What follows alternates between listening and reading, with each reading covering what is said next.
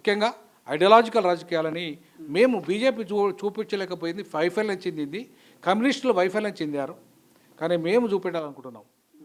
Note బదులు vote transfer, note transfer కాదు, vote transfer దిశగా ఎన్నికల రాజకీయాలను మలచాలనుకుంటున్నాం. రానున్న రోజుల్లో ఖచ్చితంగా ఓట్ల రాజకీయాలను గెలిపిద్దాం, నోట్ల రాజకీయాలను ఓడిద్దామనే అంశాన్ని ప్రజల ముందు తీసుకెళ్తాం.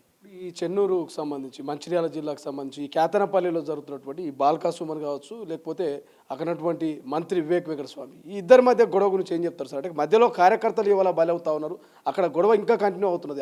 ఐదు అంతస్తుల భద్రతను అక్కడ ఏర్పాటు చేసినటువంటి పరిస్థితి. ఇవాళ నేను ఒకటే చెప్పాల్సుకున్న, కార్యకర్తలారా, ఈ దొంగలు, వివేక్ పెద్ద దొంగ, అట్లాగే బాల్కా సుమన్ పెద్ద దొంగ, ఇద్దరు దొంగలు. ఇవాళ బానిసలు కూడా, వీళ్ళిద్దరు బానిసలు. ఈయన కాంగ్రెస్ రేవంత్ రెడ్డి బానిస, ఆయన కేసీఆర్ బానిస, ఆయన కేటీఆర్ బానిస. సో ఇద్దరు బానిసల మధ్య కొట్లాట జరుగుతుంది. ప్రజలారా, మీరెందుకు బానిసల కోసం కొట్లాడుకుంటారు? ఎవరైనా నిజాయితీ పరులను రేపు రానున్న రోజులు ఎన్నుకోండి. అంబేద్కర్ ఐడియాలజీ ప్రకారం ఈ రిజర్వేషన్లకు అర్హులు కాదు వీళ్ళిద్దరు. ఏ రిజర్వేషన్లో ఇద్దరు పోటీ చేస్తున్నారో వీరిద్దరు అర్హులు కాదు, దొంగలు, వీరిద్దరు బానిసలు. ఈ దుర్మార్గులను ఓడిద్దాం రేపు రానున్న రోజుల్లో. ప్రజలారా, దయచేసి మీరు కొట్లాడుకోకండి. దయచేసి ఈ దొంగల కోసం మీరు తలకాయలు పలకొట్టుకోకండి. ఈ దొంగల కోసం మీరు కొట్లాడుకొని మీరు శత్రుత్వం పెంచుకోకండి. ఈ దొంగలు ఇద్దరు ఒకటి రాత్రిపూట మళ్ళీ కలుసుకుంటారు. ఇద్దరు కలిసి మంచిగా రాజకీయాలు పంచుకుంటారు. దొంగలు ఒళ్ళు పంచుకున్నట్టుగానే ఈ దొంగ రాజకీయాలను, లుచ్చ రాజకీయాలను దయచేసి ప్రజలు ఇప్పటికైనా గమనించండి. ఈ దొంగలను ఓడిద్దాం, బానిసలను ఓడిద్దాం. ఇవాళ బహుజనులను ఆత్మగౌరవంతో ఉన్న వాళ్ళని గెలిపిద్దామనే నినాదాన్ని మేము మా కూటమి తీసుకోబోతుంది. కాబట్టి దయచేసి రానున్న ఎన్నికల్లో ప్రజలారా, మీరు ఇప్పటికైనా ప్రజల్ని కూడా ఒకటే రిక్వెస్ట్ చేస్తున్నా, దయచేసి వాళ్ళు ఇచ్చే 1000 రూపాయలకు, 2000కు, 5000కు, 10,000కు, 30,000కు ఓట్లు కొని మీరు బానిసలు కాకండి. వాళ్ళకు మీరు బానిసలై మీ బతుకును ఆగం చేసుకోకండి, మీ ఆత్మగౌరవాన్ని చంపుకోకండి. ఎందుకంటే అభివృద్ధి జరగదు. వీళ్ళు ఒక్కసారి మీకు డబ్బులు ఇచ్చి కొనుక్కున్నాక మళ్ళీ డబ్బుల కోసం ప్రయత్నం చేస్తారు. వాళ్ళు మీ భూములు అమ్మేస్తారు, మీ ఆస్తులు అమ్మేస్తారు, మీకు ఇండ్లు రావు, మీకు మీ పిల్లలకు మంచి భవిష్యత్తు రాదు, మీకు చదువు రాదు, మీకు ఉద్యోగం రాదు, ఉపాధి రాదు, ఇవేవి రావు. వీళ్ళు మిమ్మల్ని డబ్బులు ఇచ్చి కొనుక్కుంటారు, మళ్ళీ డబ్బుల కోసం కలెక్ట్ చేసుకుంటారు, అంతే తప్ప ఇట్లాంటి దుర్మార్గమైన లుచ్చ రాజకీయాలు, దోపిడీ రాజకీయాలు, బానిస రాజకీయాలు, ఈ దోపిడీ కుల ఆధిపత్య రాజకీయాలకు స్వస్తి పలికే రోజు త్వరలోనే ఉంది. ఇవి బాబాసాహెబ్ అంబేద్కర్ వారసులుగా ఆర్పీఐ పార్టీ ఇవాళ నాయకత్వం చేస్తున్నది. తెలంగాణలో 4వ రాజకీయ ప్రత్యామ్నాయ శక్తిగా కూటమిగా రాబోతున్నది. ఖచ్చితంగా ప్రజలు ప్రజాస్వామిక విలువల్ని, ఓట్ల రాజకీయాలని, నోట్ల రాజకీయాలను ఓడించే దిశగా, ఓట్ల రాజకీయం గెలిపించే దిశగా మీరంతా రావాలని, మనమంతా కలిసి పేదలందరినీ గెలిపించాలని కోరుకుంటున్నా. ఈ సందర్భంగా ఈ లుచ్చ రాజకీయాలను మానాలని చెప్పేసి మీరు కొట్లాడ దయచేసి మానండి. దొంగల కోసం, బానిసల కోసం మాత్రం దయచేసి కొట్లాడుకోకండి. సార్, చివరగా ఇవాళ తెలంగాణ రాష్ట్ర తొలి ముఖ్యమంత్రి, మాజీ ముఖ్యమంత్రి అయినటువంటి కేసీఆర్ పుట్టినరోజు.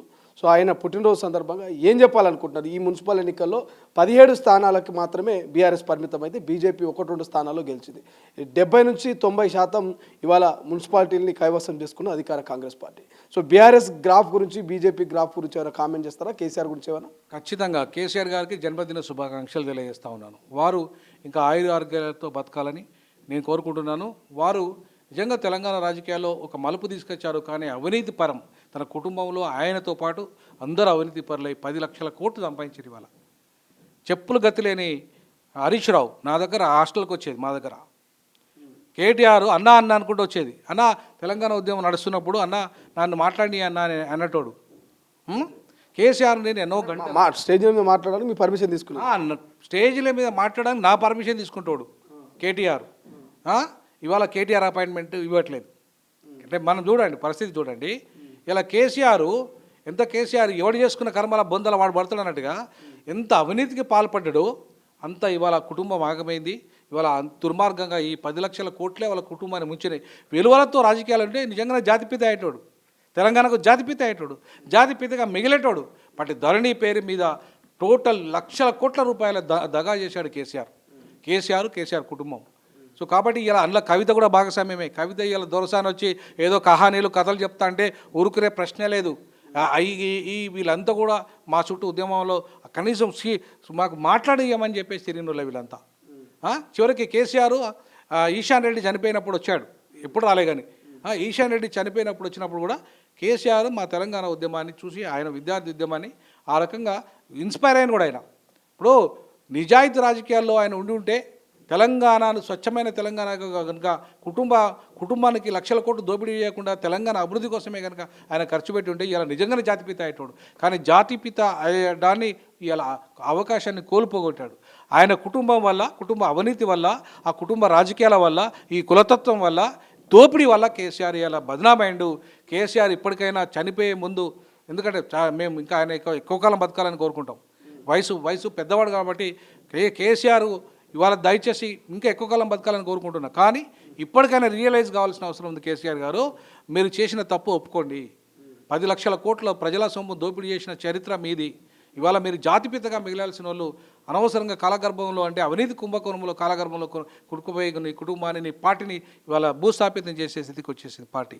సో కాబట్టి రానున్న రోజుల్లో ఇప్పటికైనా మారి ప్రాంతీయ పార్టీ, తెలంగాణ అస్తిత్వం ఉన్న పార్టీని మళ్ళీ గెలిపించుకోవాలంటే, ప్రజలు నమ్మాలంటే ఖచ్చితంగా ఆ అవినీతి రహిత రాజకీయాల వైపు రావాలి.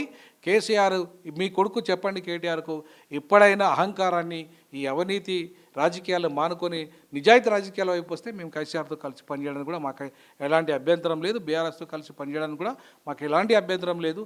రానున్న రోజుల్లో కేసీఆర్ లాంటి నాయకుడు ఇలా దేశంలో కూడా ప్రాంతీయ పార్టీలను మొత్తం ఒక ప్లాట్ఫామ్ మీద తేవాలి. ఎందుకంటే 2 ఉత్తరాది పార్టీలే, 2 జాతీయ పార్టీలు ఉత్తరాది పార్టీలే, దోపిడీ పార్టీలే, ఉత్తరాది ఆధిపత్య పార్టీలే. అది హిందుస్థాన్ కావచ్చు, అగ్రవర్ణాలు కావచ్చు, బ్రాహ్మణాధిపత్యం కావచ్చు. ఈ ఉత్తరాది పార్టీలను దెబ్బకొట్టాలంటే ప్రాంతీయ పార్టీలే రావాలి. ఈ దేశం సమైక్యంగా ఉండాలన్నా, ఈ దేశంలో ప్రజాస్వామ్యం నిలబడాలన్నా, ఈ దేశంలో సామ్యవాదము, లౌకికత్వం నిలబడాలన్నా ప్రాంతీయ పార్టీలే అవసరం. అది అటు స్టాలిన్ కావచ్చు, ఇటు కేసీఆర్ కావచ్చు, వీళ్ళంతా కూడా ఒక ప్రత్యామ్నాయ రాజకీయాల వైపు దేశంలో మళ్ళీ తీసుకుపోయే విధంగా వీళ్ళు ముందు ఉండాలి. కేసీఆర్ దేశ రాజకీయాలను సాధించే దిశగా ఉండాలి తప్ప ఆయన రాజకీయాల నుండి దూరం ఉండద్దు. దయచేసి కేసీఆర్ గారు, మీరు దేశ నాయకుడిగా మళ్ళీ రండి, అంతేగాని మీరు రాజకీయాలకు దూరం కావద్దని చెప్పేసి మీ జన్మదిన సందర్భంగా మరొకసారి మిమ్మల్ని విజ్ఞప్తి చేస్తూ ఉన్నాను. మీరు పెద్దవారు కాబట్టి, నేను చిన్నవాడిని కాబట్టి, వయసులో చిన్నవాడిని, మీరు వయసులో పెద్దవారు కాబట్టి మిమ్మల్ని విజ్ఞప్తి చేస్తూ ఉన్నాను. మీరు దేశ రాజకీయాలకు రండి. ఖచ్చితంగా మీరు ఇంకా ఎక్కువ కాలం ఉండి దేశంలో ఒక నూతన ప్రత్యామ్నాయాన్ని క్రియేట్ చేయడానికి మీ వంతు కృషి చేయాల్సిందిగా ఈ సందర్భంగా మరొకసారి ఆయనకు జన్మదిన శుభాకాంక్షలు తెలిసి, మీరు దేశ రాజకీయాలు ఉండాలి. రాజకీయాలు మానుకుంటున్న సోషల్ మీడియాలో వస్తుంది. దయచేసి మీరు రాజకీయాలు మానుకోకండి, ఖచ్చితంగా నిలబడి దేశంలో మీరు ఒక మోడల్ క్రియేట్ చేయాలని చెప్పేసి నేను ఈ సందర్భంగా కేసీఆర్ గారికి విజ్ఞప్తి చేస్తా ఉన్నాను. Thank you so much. ఇది మొత్తం మీద చెన్నూరులో జరుగుతున్నటువంటి, ఏదైతే మంచిర్యాల జిల్లాలో జరుగుతున్నటువంటి కాత్యాయనపల్లి ఇష్యూ మీద కూడా ప్రొఫెసర్ గాలి వినోద్ గారు చెప్తా ఉన్నారు. అందరూ దొంగలు ఊర్లు పంచుకున్నట్టుగా ఇవాళ రాజకీయ పార్టీలో ఉన్నటువంటి అగ్రనేతలు వ్యవహరిస్తూ ఉన్నారు. ప్రజలు ఇవాళ నమ్మకంగా వేసినటువంటి ఓటును మీరు ఎట్లా పొత్తులతో, మద్దతులతో ప్రజల్ని మోసం చేస్తారంటూ కూడా ప్రశ్నిస్తూ ఉన్నారు. బట్ ఏదేమైనా మున్సిపల్ ఎన్నికలు మాత్రం చాలా హైడ్రామాలు నడుస్తూ ఉన్నాయి.